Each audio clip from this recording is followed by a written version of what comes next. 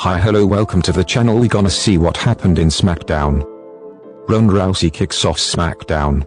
Cole asks how does she feel about winning the Rumble.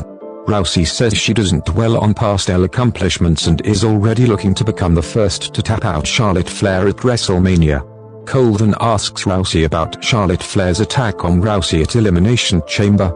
Before Rousey could answer, Flair interrupts her.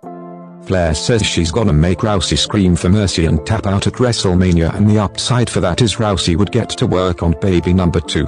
It all turns out a ruse as Sonya Deville attacks Rousey from behind and Flair smashes Rousey knees into the ring post multiple times. Deville tries to attack her more but Rousey fights back. Backstage Adam Pearce informs Sonya Deville that due to her actions tonight, she'll face Ronda Rousey next week one-on-one. The New Day, Big E and Kofi defeat Kingston Los Lotharios. The Usos talk about the contract signing later in the night between Brock Lesnar and Roman Reigns. They proceed to insult the Viking Raiders before they get attacked by them. She says she's been waiting for this moment her whole life, and she's worked hard in NXT to get here. She's nervous but confident, because she is the protector, and tonight Natalya will need protection. Shaylee makes her entrance to send us to break. Shaylee defeat Natalya. Zayn says although he won the championship, there is a conspiracy against them and they'll persecute him every chance he gets. He says no matter what they throw at him, he'll shine again. He says, unlike Shinsuke Nakamura, he's a fighting champion and offers a title match to anyone. Johnny Knoxville heads out to the ring. Knoxville says Zayn crashed his premiere and he's simply returning the favor. Zayn asks Knoxville respectfully to get the hell out of his ring. Knoxville says he wants to take up Zayn's challenge. Zayn jumps him and beats him down before hitting the Helluva Kick. Sami Zayn vs Ricochet confirmed for the Intercontinental Championship next week. Sasha Banks defeats Shotzi following the match. Naomi heads to the ring and they announced that they will be going after the WWE Women's Tag Team Championship.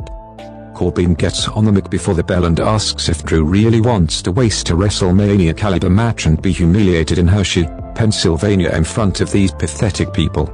Nothing would make him happier than stomping him, and he talks about what an inspiration Madcap Moss is for being so tough. He asks Moss to take the match back and he agrees, and they attack McIntyre. Drew McIntyre defeat Madcap Moss.